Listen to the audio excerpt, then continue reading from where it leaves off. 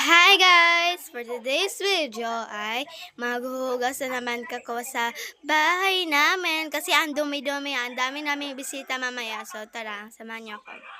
So ito guys, ito na naman yung gagawin namin. So dito ko lang muna ilalagay kasi baka mabasa ng tubig yung cellphone ko kasi hindi naman ito waterproof. So naghuhugas na ako. Tapos yung alam nyo, kahit naghuhugas ako, hindi ko mag-ano kasi hindi ko alam kasi ang dami-dami.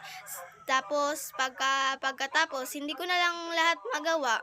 So kaya nagsabi yung tatay ko na maghuhugas ka ng plato, bibigyan ka daw ng pera. So tara, maghugas tayo kasi mukha naman akong pera tara.